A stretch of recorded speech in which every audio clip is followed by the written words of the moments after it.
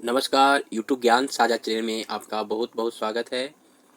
पाठ 8 बादल चले गए वे त्रिलोचन जी द्वारा लिखित यह कविता है। कक्षा 6वीं West Bengal board secondary education का साहित्य मेला हिंदी पुस्तक की है।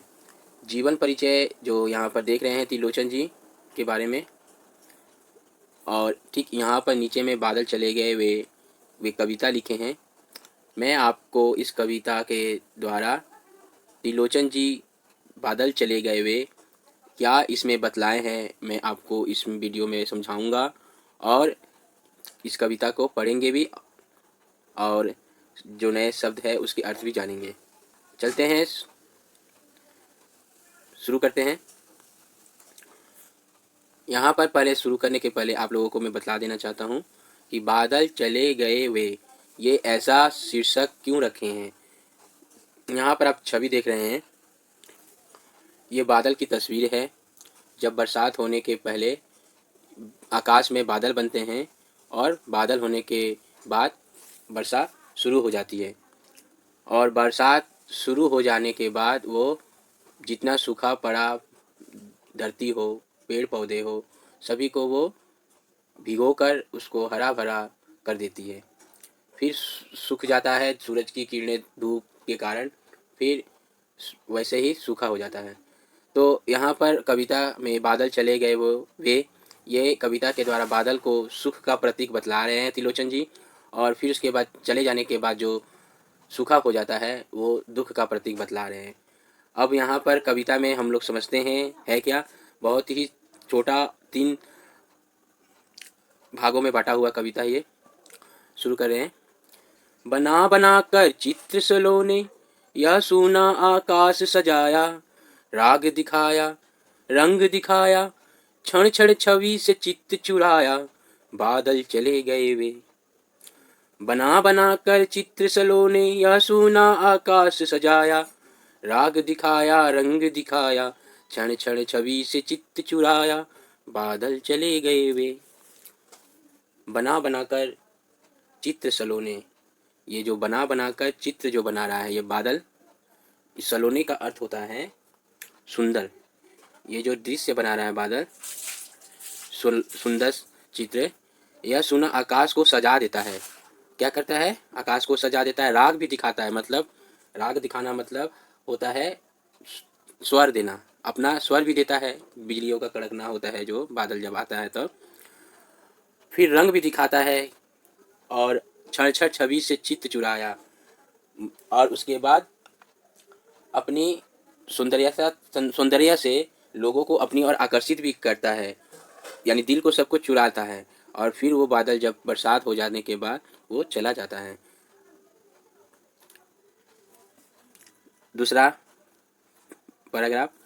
आसमान अब नीला नीला, एक रंग रस श्याम सजीला, धरती पीली हरी रसीली, शिशिर प्रभात समुज्ज्वल गीला, बादल चले गए वे।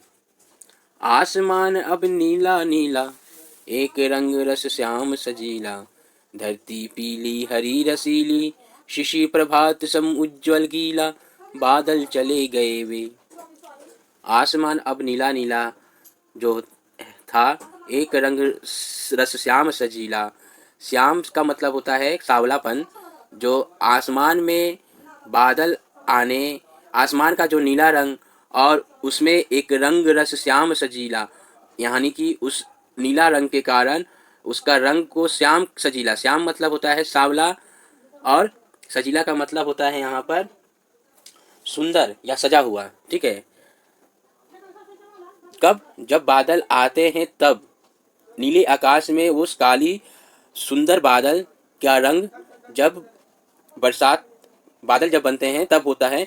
फिर उसके बाद धरती पीली हरी रसीली, शिशिर प्रभात सम उज्ज्वल गीला, बादल चले गए वे। जो धरती पीली थी उसको फिर क्या किया? पीला मतलब जैसे सूखा पड़ जाने से घास पीला पड़ जाता है, पेड़ का पत्ता पीला पड़ जाता है, उसको फिर क्या करता है? बादल आने के बाद वर्षा होती है तो हरा रसीला कर देता है, हरा रसीला कर देता है। और उसके बाद मतलब समय हरा रंग का रस, रस का मतलब होता है उसमें रंग आ जाता है। और शिशिर प्रभात सम उज्ज्वल गीला। शिशिर का मतलब क्या होता है, एक ऋतु है, ठीक है, जिसको हम लोग पतझड़ भी कहते हैं। प्रभात का मतलब होता है सुबह, और सम उज्ज्वल का मतलब होता है चमकीला, और गीला का होता है नम, ठीक है। तो जब धरती पतझड़ के कारण सूखा और पीला पड़ जाता है तो उसको वो हरा भरा कर देता है, कौन, बादल। और उसके बाद बादल और अपने वर्षा के बूंद के कारण जो सुबह नम हुआ करती थी, मतलब गीला हुआ करती थी, अब वो धूप और शुष्क व चमकदार प्रतीत होती है।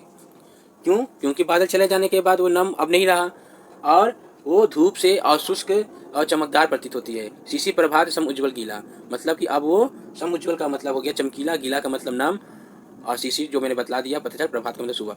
तो इस तरह से क्या है कि ये पूरा पंक्ति में जब आसमान में नीला रंग के साथ उसमें बादल का श्यामल मतलब काले रंग रहता है, तो उसके बाद वर्षा होती है तो धरती की पीली रंग और किस में बदल जाती है, हरा रसीला हरा रंग में बदल जाती है अपने बरसात के कारण, वर्षा के कारण। और उसके बाद शिशिर प्रभात सम उज्ज्वल गीला, बादल चले गए। वही जो पतझड़ के कारण जो सूखा पड़ा हुआ था, जो शुष्क पड़ा हुआ था, वो चमक क्या हुआ में बदल गया, गीलापन हट गया। कब? जब बादल चले गए वे।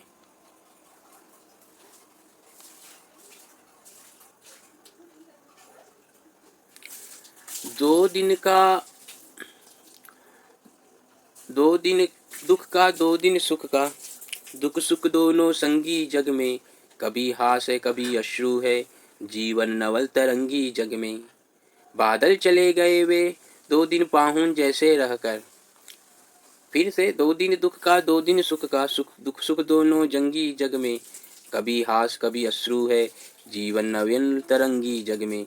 बादल चले गए वे, दो दिन पाहुन जैसे रहकर। दो दिन दुख का होता है, दो दिन सुख का, इसका मतलब कभी सुख आता है फिर कभी दुख आता है, लेकिन दो दुख सुख दोनों संगी जग में, इस संसार में दोनों ही अपनी, संगी का मतलब होता है साथी है। कभी हास है, कभी मतलब हास मतलब कभी हंसी आती है, कभी रुदन होती है, रोना आता है। जीवन नवल तरंगी जग में, जीवन के इसी नई तरंगी जग में, माने इसी तरंगी का यहाँ पर अर्थ है, तरंगी का मतलब अर्थ है यहाँ पर समय। तरंगी का यहाँ पर जीवन नवल तरंगी जग में, तो जो जीवन की इस नई समय, इस संसार में क्या है कि बादल चले गए वे, दो दिन पाहुन जैसे रहकर। बादल एक खुशी का जो रूप था, वो पाहुन मतलब हो गया मेहमान। पाहुन जैसे हम लोग किसी घर में मतलब कि जैसे कि कोई बेटी का ब्याह होता है तो उसके घर पर जो अपने बेटी अपने घर पर मैके में आती है, उसके हस्बैंड को भी पाहुन बोला जाता है। लेकिन हम यहाँ पर वही कह रहे हैं कि मेहमान जैसे ये बादल आकर चले गए। तो ये कविता बहुत ही सुंदर बादल के द्वारा उन कवि ने, त्रिलोचन जी ने बतलाए हैं कि बादल जो है सुख का प्रतीक है, और कुछ दिन तक अपने साथ हरा भरा, और उसके बाद सबको अपने रंग रूप के द्वारा आकर्षित भी करती है, धरती को भिगो कर रखती है, और धरती के सभी चीज़ों को हरा भरा बनाती है। वहीं जब बादल चला जाता है तो फिर पीला पड़ जाता है, सूखा पड़ जाता है, और एक उदासी जैसा हो जाता है। तो इस तरह से हम ये बादल चले गए हुए ये पाठ का अध्ययन किए, समझे, और ये पाठ अंतिम पाठ था। अच्छा लगा हो तो वीडियो को जरूर से जरूर लाइक करिएगा, चैनल को सब्सक्राइब और शेयर करना ना भूलिएगा। यहाँ पर शब्दार्थ भी दिया हुआ है, शब्दार्थ देख लीजिएगा। बहुत बहुत धन्यवाद पूरा वीडियो देखने के लिए।